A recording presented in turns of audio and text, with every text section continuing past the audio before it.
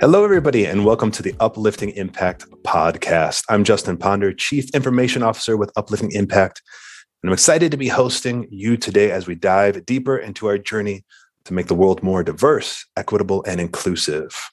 Today, I'm very excited to be talking with Joe Machicote. Joe Machicote is the Chief Diversity and Inclusion Officer for Premier Inc., partnering with the CEO, executive team, and other stakeholders across Premier. Joe serves as the organizational leader in the company, responsible for creating an expansive, far-reaching vision and strategic plan to formalize a culture of diversity, equity, inclusion, and belonging within the company. He also serves as Premier's spokesperson on matters related to DEI.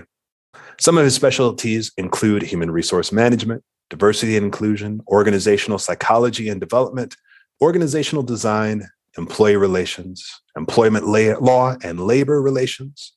Joe Machicote, welcome to our show. Thank you, Justin. So our first question that we love to ask our guests is, what brings you joy? Yeah.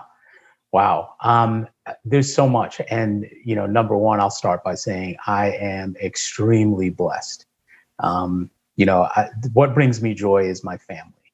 And I have an interesting mixed family. My wife and I are both a widow and widower couple. We both lost our spouses to cancer somewhere around the 20 years of marriage mark. Mm-hmm. And she and I, our families were friends. Our kids grew up together. And, at one point, I actually worked for her doing community volunteer stuff, and she was leading the committee, and I was one of the people on the committee. But her husband had passed away first, and our family reached out. And when my wife passed away, she was just there for me all the time. And it's interesting. We would go for walks every single Saturday, and we would talk about all of the bad dates we were going on. And what we realized was the best date of the week. The best date of the week was mine and hers on Saturday. So we finally figured it out. And so now we've been married for 7 years, and we each bring 2 kids that we call our inherited children into the marriage. They're grown and they're out of the house, so they're all doing well and on their own. But yeah, I am so blessed. And those are the things that bring me joy, is that I could find love twice in the same lifetime is simply amazing. That's fantastic. Oh, thank you for sharing. Yeah, so, absolutely. In your current role at Premier Inc., what steps have you taken to create and implement a strategic DEI plan that your team can also implement? Lots of our listeners are kind of in that situation, or they're thinking about transitioning to that. How can I come up with a plan that people will be not just merely compliant with, but enthusiastically supportive of? How can you come up with an implementable plan? Yeah. So I've been in diversity for 22 years. Wow. Out of my 30 years in HR, 22 of them have been in diversity leadership. So I have certainly made a whole bunch of mistakes. But I think, now is the time. And, one of the things that I love about Premier, I'm just coming up on a year working with the company. And at the time, we all know this, the events of last summer, George Floyd, COVID, I mean, you name it, and it was going on in our society. It flipped a bunch of switches in corporate America. And a lot of these switches said, we need somebody to come in and actually look at this. It's just not a nice to do anymore. It's got to be a operational, corporate, and cultural imperative. Right. So many companies did that. Not all companies did that, but many did. Premier was one. And honestly, I was looking at a couple of companies, and part of the reason that I joined Premier was because they had a good foundational, they had already built strong foundation around diversity and inclusion. They were just looking for, so what does 2.0 and 3.0 look like? So I would say, as we think about implementing a strategic plan that people can hook onto, is making sure that it is tied to the business culture. It's got to be part of the DNA. It can't be a separate sidecar. In some of my DE&I roles, it's kind of felt like, almost like it was the Office of Diversity and Inclusion, where people go to when there's something to talk about in diversity. as opposed to ingraining it in the culture. So for instance, when I walked into Premier, there were 4 conversations going on. The first one was about leadership and culture. So, what is not only the employee experience, but what's the community experience? What's the investor experience? And at Premier, we support over 4,000 hospitals. So what's our member experience? So we were talking about those things, and so that became a conversation on how is our leadership and culture being experienced by all of our constituents. Conversation number 2 was community development. Our mission is to improve the health of communities. So, what are we doing as an organization, and how are we helping our hospital members to improve communities? Number 3 was on people and workplace, which is where most people usually associate diversity and inclusion. But how are our people experiencing us? What are the things that we're doing in the workplace so that it's inclusive and people feel like they belong? And then the 4th one was supplier diversity. And supplier diversity is one of those things where people have thought for a long time that this is just a nice to do. So the conversation in the room now is this is a strategic imperative. And part of it is because the supplier diversity is an economic engine for the communities that you're doing business in. So by building supply diversity partnerships, it helps create jobs. Jobs help create socioeconomic community development and sustainability. That helps improve education, because when I'm working, I'm learning, I can get my kids, I can support my schools, and that creates better healthcare outcomes as well. Yes. So, you look in these communities and, all of these, the social determinants of health that are being created by poverty and all of these other things, that's what makes a community decline. So being able to reinvest in a community in a way that makes sense, where you're growing a partnership through supplier diversity, just makes all the sense in the world. So the way that I ingrain it is I raise these conversations from the leadership level. Number 1, I report to the CEO as well. So, I wanted to be in a place in the organization where I had some decision rights as well. And you've got to be at the table, right? Yes. And all of this has to come from the table. So, we're, the way that it starts to incorporate with everyone is being able to make those strategic decisions from the top of the organization. Because as John Maxwell says, as go the leader, so goes the organization. So that is the way that it begins to trickle down. I also have at Premier a great network of 10 separate employee resource groups. And recently what we've done is we've taken those employee resource groups and given them, all of them had subcommittees. So what we did was, and all of those subcommittees had a voice. So we said, well, why not take these subcommittee voices and align them with our 4 strategic pillars? This way, the organization has a business resource advisory group on how these things are actually being implemented. Our former CEO, before she left, her name is Susan DeVore. She said, if you want to know what's going on in a company, ask an employee. And there's no better strategy than to use DEI and B to ask employees what's going on in the organization, how are we being experienced inside and outside the organization, and then look through that lens of diversity to make the company and the culture better. That's fantastic. And kind of drawing from the community, from the suppliers, from the executives, from the employee resource groups. And we tell this over and over. I think lots of times people have the passion for diversity, equity, and inclusion, and they translate that passion into, I have to do something that's exhausting. And I have to reinvent and I have completely overhaul it, as opposed to let's start learning with what we already have. Is that kind of what you're saying? Like, let's start there. Absolutely. And the other thing is, it's a mindset. So I can't tell you how often in my past doing this, I've had a leader say to me, well, I just don't want anybody doing anything extra. It's like, well, we still have to hire people, right? So what if we just change our mindset around the way we hire people? I'm not asking you to do more. I'm asking you to do different. And I think, and that is the way to get it steeped into the culture, Teach people the things that we take for granted that people should know this. Right. because especially if you grew up in it or you've been a victim of it or you've Mhm. experienced it, you have a different perspective. For the people that haven't, this is all new. This is Right. something that's fairly new to them. And you got to teach and you got to be patient. And we got to realize that these are not light switch activities. Some of them are dimmer switch activities. It's going Mhm. to take a minute for people to get.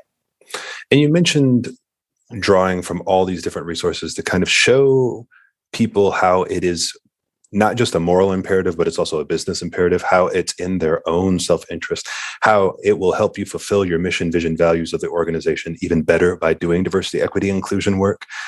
How do you go about if you already have buy-in from the leadership and buy-in from the employee resource groups, like the scenario that you laid out? But study after study shows the kind of effectiveness and sustainability of DEI rests on the middle managers who are sometimes maybe reluctant, maybe outright resistant, or maybe overwhelmed.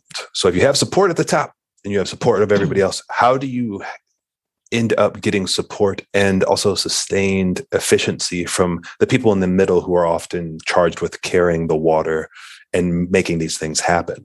Yeah.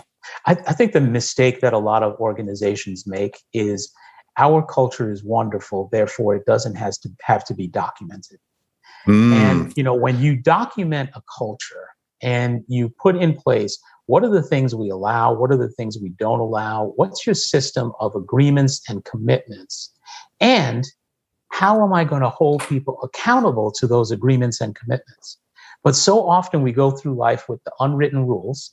And then when somebody breaks the unwritten rule, you can't because of HR laws and all these other things, you can't hold them accountable. It's like, well, did they know? Well, they were supposed to know. Well, that's not a good enough answer. Well, I can't hold them accountable then, right?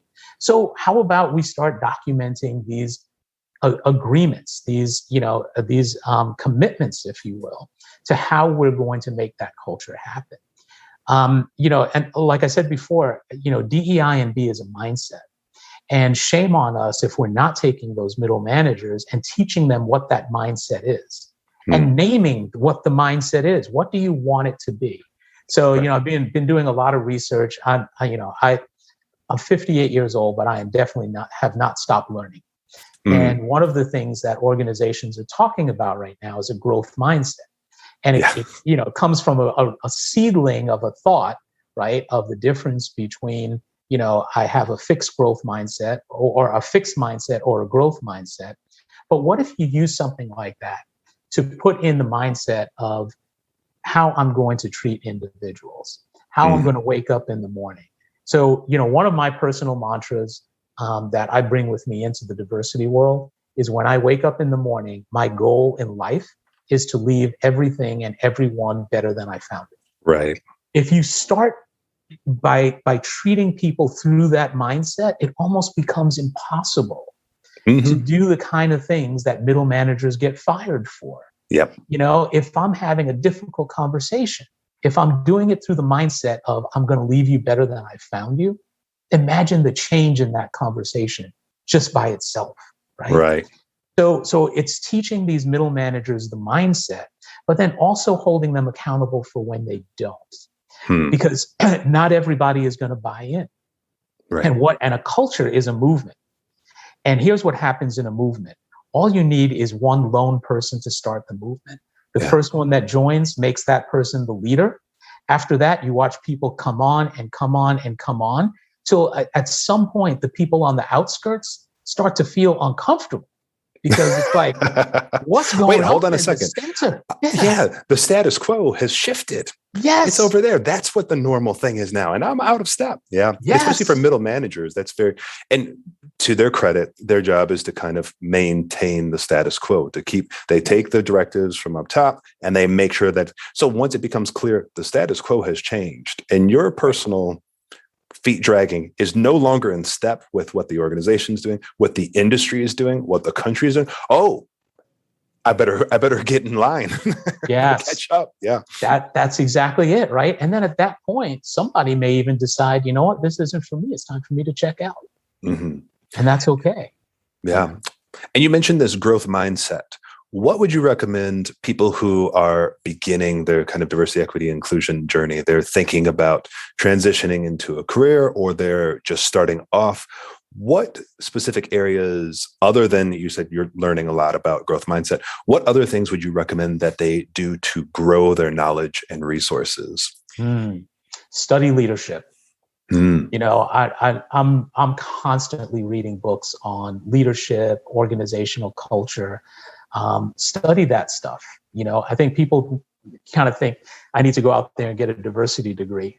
There are certifications and things like that you can get, but adopt your own mindset for how you want to lead, and start with, how would I like to be led? Right. And then live into that. And read the stuff you agree with, read the stuff you disagree with. Find yourself a mentor, but more importantly, find yourself a sponsor that is going to take you through the organization. You know, one of the things I'm about to do, I'm going to hire a manager of diversity and inclusion. And one of the things that I put on the job description is, you don't have to have done diversity and inclusion before. Because here's the thing, I want you to have competence and I want you to have character. And I can teach you the skill sets you need. But let's start with competence and character. And can you speak a little bit about the difference between mentorship and sponsorship for maybe some of the listeners who don't know, when they're saying, oh, maybe I already have a mentor? What would you do for telling them the difference of what a sponsor is, and also how to go about getting one? Yes, absolutely. So a sponsor is somebody that is going to see you for everything you bring. They're going to see the entire person. And that sponsor is going to introduce you. They're going to be the person that you ask for the recommendation from. Now, you want to get that from your mentor as well. Mentors are usually the type of person that's going to teach you the ropes. Right. It's the teaching. Yeah. You know, so, right. And mentor, I think it's Latin or Greek or something like that, actually means teacher. Mm-hmm. The sponsor is someone who says, I know this individual. This individual can do no wrong by me, you know. I will sign my name to them.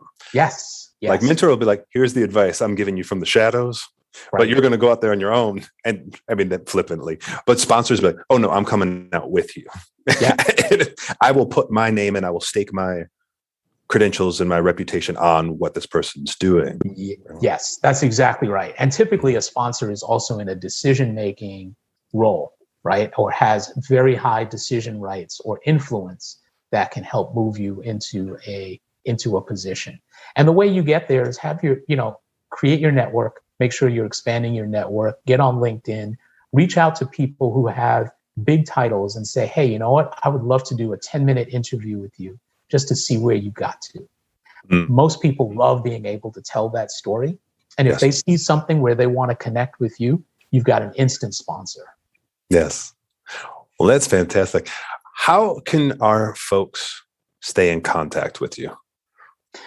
So I'm a big fan of LinkedIn. It's Joseph Machicote. It's Machicote. For anyone that's looking, there's not a whole lot of Machicotes on LinkedIn, so I'm pretty easy to find. And if you look up through our company, Premier Inc., you'd be able to find me there as well. But yeah, I've created a lot of different relationships over LinkedIn and just through the years connecting with people. Well, that's fantastic. And we'll make sure that we add that information in our show notes as well. So Joe Machicote, thank you very much for spending this time with us and teaching us so much. Thank you so much, Justin. This has been fun. We're so glad that you all tuned in this week for this episode of the Uplifting Impact podcast. We need more people to help us uplift the impact. In order to do so, please be sure to share this episode, comment on it by going to our website at upliftingimpact.com, or provide your thoughts directly to us through LinkedIn at Uplifting Impact. And you can look for Justin Ponder and Deanna Singh. Until next time, keep uplifting the impact.